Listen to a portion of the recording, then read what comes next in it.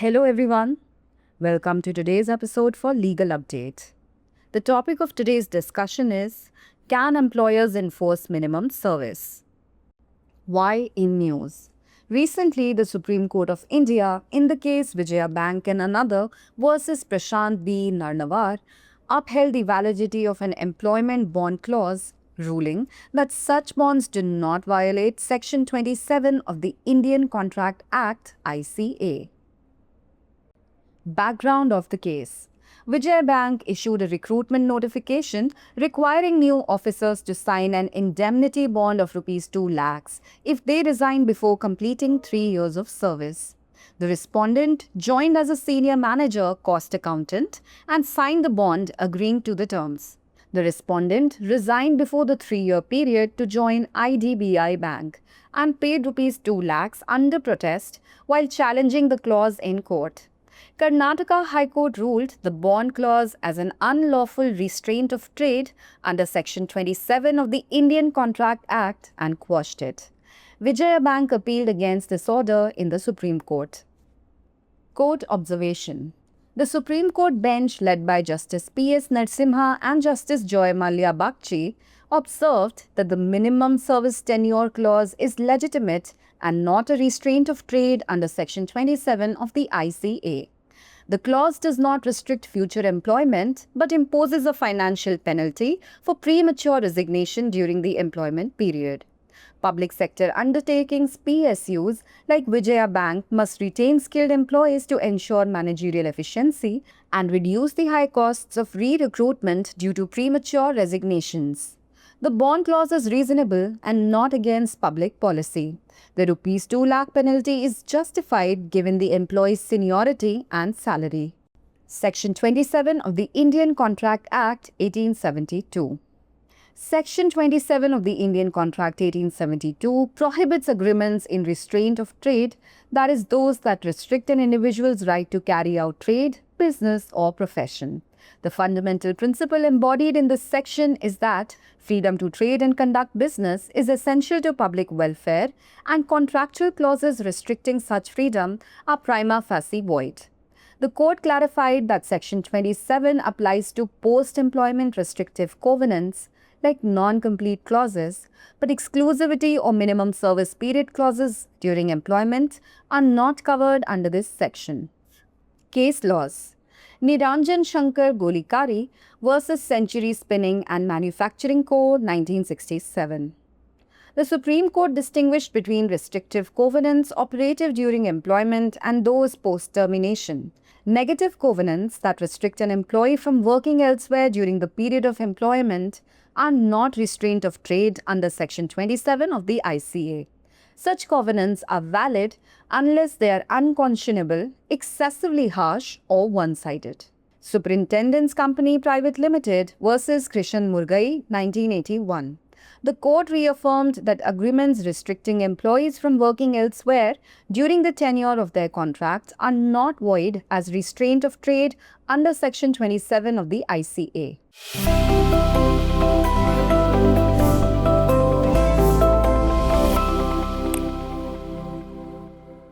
Now is the time for today's practice question.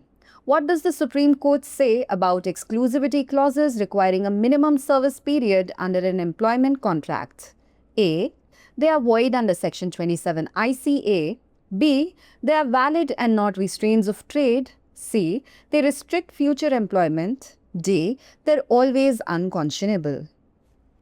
Send us your answers in the comment section. Thanks for watching. क्या नियोक्ता न्यूनतम सेवा शर्त लागू कर सकते हैं? हाल ही में भारत के सर्वोच्च न्यायालय ने विजया बैंक और अन्य बनाम प्रशांत बी नरनावर मामले में एक एम्प्लॉयमेंट बॉन्ड क्लॉज की वैधता को बरकरार रखा और यह फैसला सुनाया कि ऐसे बॉन्ड भारतीय अनुबंध अधिनियम ICA की धारा 27 का उल्लंघन नहीं करते हैं। मामले की पृष्ठभूमि: विजया बैंक ने एक भर्ती अधिसूचना जारी की जिसके अनुसार नए अधिकारियों को 3 वर्ष की सेवा पूरी करने से पहले इस्तीफा देने पर 2 लाख रुपए की क्षतिपूर्ति बॉन्ड पर हस्ताक्षर करना अनिवार्य है। प्रतिवादी ने वरिष्ठ प्रबंधक लागत लेखाकार के पद पर कार्यभार ग्रहण किया तथा शर्तों से सहमत होते हुए बॉन्ड पर हस्ताक्षर किए। प्रतिवादी ने आईडीबीआई बैंक में शामिल होने की 3 वर्ष की अवधि से पहले ही इस्तीफा दे दिया तथा इस धारा को अदालत में चुनौती देते हुए विरोध स्वरूप 2 लाख रुपए का भुगतान कर दिया। कर्नाटक उच्च न्यायालय ने भारतीय अनुबंध अधिनियम की धारा 27 के तहत बॉन्ड क्लॉज को गैरकानूनी व्यापार प्रतिबंध करार दिया और इसे रद्द कर दिया। विजया बैंक ने इस आदेश के खिलाफ सुप्रीम कोर्ट में अपील की। न्यायालय की टिप्पणी। न्यायमूर्ति पीएस नरसिम्हा और न्यायमूर्ति जॉय माल्या बागची की अध्यक्षता वाली सर्वोच्च न्यायालय की पीठ ने कहा कि न्यूनतम सेवा अवधि का प्रावधान वैध है और आईसीए की धारा 27 के तहत व्यापार पर प्रतिबंध नहीं है।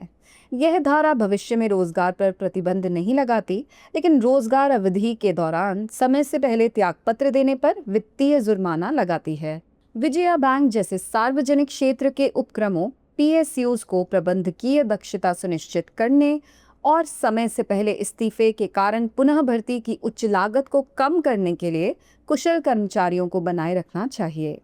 बॉन्ड क्लॉज उचित है और सार्वजनिक नीति के विरुद्ध नहीं है। कर्मचारी की वरिष्ठता और वेतन को देखते हुए 2 लाख रुपए का जुर्माना उचित है। भारतीय संविदा अधिनियम 1872 की धारा 27। भारतीय अनुबंध अधिनियम 1872 की धारा 27 व्यापार पर प्रतिबंध लगाने वाले समझौतों पर रोक लगाती है, अर्थात जो किसी व्यक्ति के व्यापार, कारोबार या पेशे को चलाने के अधिकार को प्रतिबंधित करते हैं। इस धारा में निहित मूल सिद्धांत ये है कि व्यापार करने और कारोबार करने की स्वतंत्रता लोक कल्याण के लिए आवश्यक है तथा ऐसी स्वतंत्रता को प्रतिबंधित करने वाले संविदात्मक खंड प्रथम दृष्टया शून्य है। न्यायालय ने स्पष्ट किया कि धारा 27 रोजगार के बाद के प्रतिबंधात्मक प्रसंविदाओं जैसे गैर प्रतिस्पर्धा खंड पर लागू होती है, लेकिन रोजगार के दौरान विशिष्टता या न्यूनतम सेवावधि खंड इस धारा के अंतर्गत नहीं आते हैं। संबंधित केस। निरंजन शंकर गोलीकरी बनाम century spinning and manufacturing company 1967। सर्वोच्च न्यायालय ने रोजगार के दौरान और सेवा समाप्ति के बाद लागू होने वाले प्रतिबंधात्मक अनुबंधों के बीच अंतर किया है।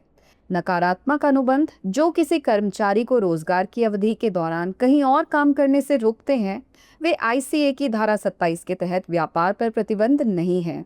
ऐसे अनुबंध तब तक वैध हैं जब तक कि वे अनुचित, अत्यधिक कठोर या एक तरफा ना हों। सुपरिंटेंडेंट्स कंपनी प्राइवेट लिमिटेड बनाम कृष्ण मुर्गई 1981। न्यायालय ने पुनः पुष्टि की कि कर्मचारियों को उनके अनुबंध की अवधि के दौरान अन्यत्र काम करने से प्रतिबंधित करने वाले समझौते आईसीए की धारा 27 के अंतर्गत व्यापार प्रतिबंध के रूप में शून्य नहीं है। और अब बारी है आज के अभ्यास प्रश्न की। रोजगार अनुबंध के तहत न्यूनतम सेवा अवधि की आवश्यकता वाले विशिष्टता खंडों के बारे में सर्वोच्च न्यायालय का क्या कहना है? ए, वे धारा 27 आईसीए के तहत अमान्य हैं। बी, वे वैध हैं और व्यापार पर प्रतिबंध नहीं लगाते। सी, वे भविष्य के रोजगार को प्रतिबंधित करते हैं। और डी, वे हमेशा अनुचित होते हैं। अपना उत्तर हमें कमेंट बॉक्स में ज़रूर भेजें। देखने के लिए धन्यवाद।